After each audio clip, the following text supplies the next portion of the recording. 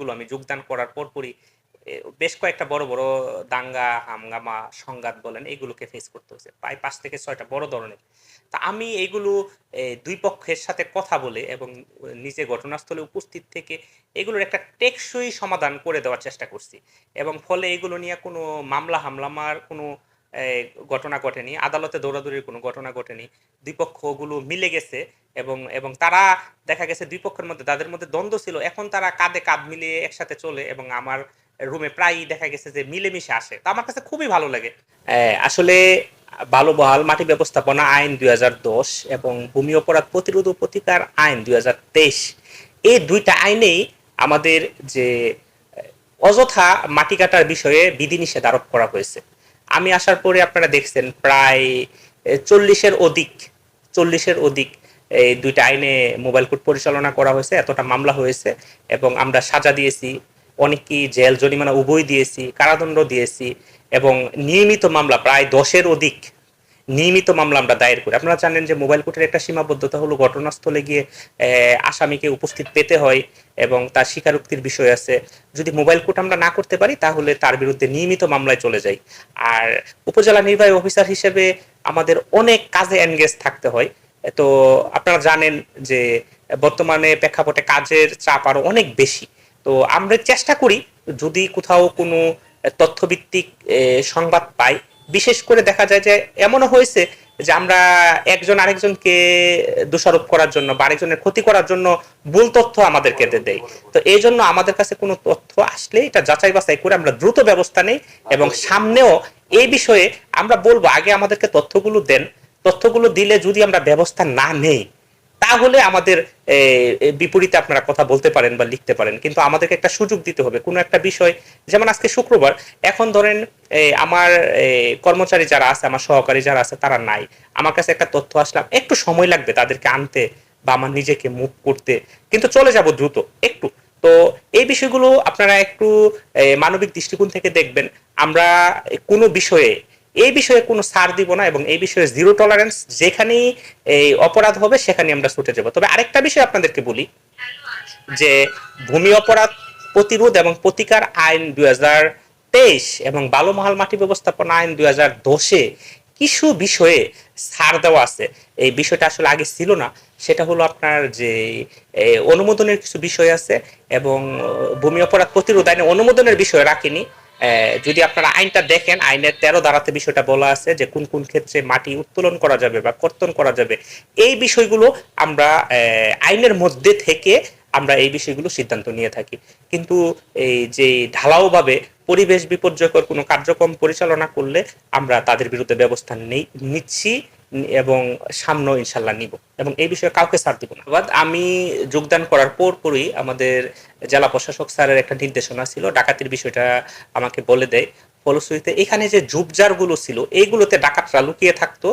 আমি যোগদান করার পরেই আমাদের যে সংশ্লিষ্ট ইউপি চেয়ারম্যানদেরকে আমার উপজেলা পরিষদ থেকে আমার 1% বরাদ্দ থেকে তাদেরকে বরাদ্দ দিয়ে এই ঝোপঝাড়গুলো পরিষ্কার করাই। প্রায় ৪ থেকে ৫ লক্ষ টাকার মতো খরচ হয় এই সবগুলো অবৈধ যে ঝোপঝাড়গুলো থাকে রাস্তার পাশে এগুলো পরিষ্কার পরিচ্ছন্ন করতে। এবং এইগুলো পরিষ্কার পরিচ্ছন্ন করার ফলে যেটা হয়, ডাকাতরা আর লুকিয়ে থাকার সুযোগটা থাকে না।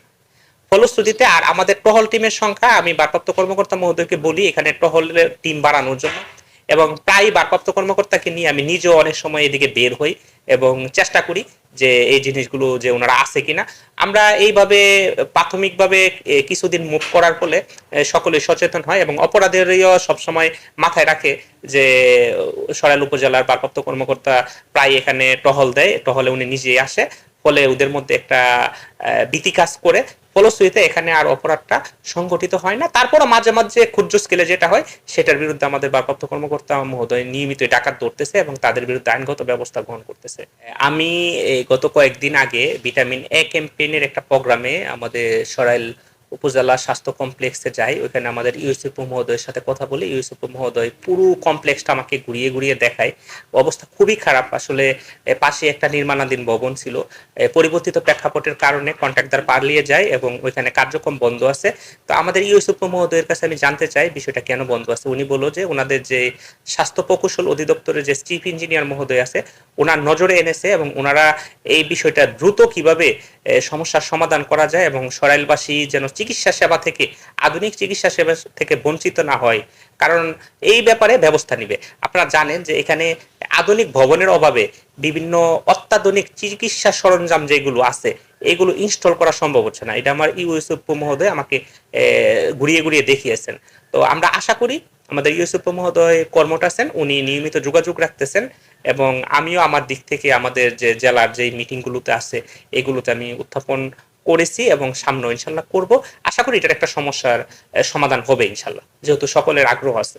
আমি সরাইলবাসীকে বলবো, সরাইল একটা ঐতিহ্যবাহী পুরানো জনপদ, একটা সমৃদ্ধ জনপদ। এই জনপদের মানুষ নিয়ে নানান জন নানান কথা বলে। আমি বলবো, আমি আমার এই স্বল্প কর্মকালীন অভিজ্ঞতা থেকে বলবো, সরাইলের মানুষ চমৎকার। তাদেরকে যে কোনো কথা বললে তারা কথা রাখে এবং এটা কমিটমেন্ট দিলে সেটা মেনে চলার চেষ্টা করে। এটা একটা ভালো গুণ। এটা আমি জানি না মানে দেশের আরো অনেক জায়গায় থাকতে পারে, কিন্তু আমি সরাইলে এটা একটা চমৎকার একটা কমিটমেন্ট তাদের কাছে পেয়েছি। তারা যখন যদি কোনো কথা দেয় সেই কথাটা রাখে এবং সেটা পালন করার চেষ্টা করে। আমি অবশ্যই আমার শিক্ষাগত যোগ্যতা প্রকাশ করব। আমি ঢাকা বিশ্ববিদ্যালয়ের সয়েল ওয়াটার অ্যান্ড এনভায়রনমেন্ট বিভাগ থেকে অনার্স এবং মাস্টার্স কমপ্লিট করি। আমি ঢাকা বিশ্ববিদ্যালয়ের মার্কেটিং বিভাগ থেকে এমবিএ ডিগ্রি কমপ্লিট করি। ঢাকা বিশ্ববিদ্যালয়ের পপুলেশন সায়েন্স বিভাগ থেকে amps masters of population sciences degree নেই এবং বাংলাদেশ প্রকৌশল বিশ্ববিদ্যালয় বুয়েট থেকে ওয়াটার রিসোর্স ডেভেলপমেন্টে মাস্টার্স ডিগ্রি অর্জন করি। আমি সার্ভিসে জয়েন করার আগে 4টা বিষয়ে মাস্টার্স এবং এছাড়া আমার 2টা ডিপ্লোমা ডিগ্রি রয়েছে, 2 বছর 4 বছরে। সেটা হলো, একটা হলো কম্পিউটার সায়েন্স অ্যান্ড অ্যাপ্লিকেশন এবং আরেকটা হলো আইসিটির উপরে। এই 2টা ডিপ্লোমা। তাছাড়া আমি চাকরির ফাঁকে ফাঁকে বিভিন্ন সার্টিফিকেট কোর্স করেছি বিভিন্ন বিষয়ে, যেমন project management, procurement management, financial management, media management, এই বিভিন্ন বিষয়ে প্রায় 10টার বেশি আমি প্রায় সার্টিফিকেট কোর্স করেছি এবং আমি আমার সৌভাগ্য হয়েছে এলএলবিতে পড়াশোনা করার, এবং ওইটা আসলে এখনো কমপ্লিট করা হয়নি পুরোপুরি। এলএলবি করার সুযোগ হয়েছে আমার, যে 2 বছরের যে এলএলবিটা। ওভারঅল চেষ্টা করছি পড়াশোনাতে থাকতে, এখনো পুরোটা প্রকাশ না করি। এখনো বেশ কিছু আর্টিফিশিয়াল ইন্টেলিজেন্সের উপরে পড়াশোনা করতেছি অনলাইনে এবং আশা করি এটা আগামী 5-6 মাসের মধ্যে সমাপ্ত হবে।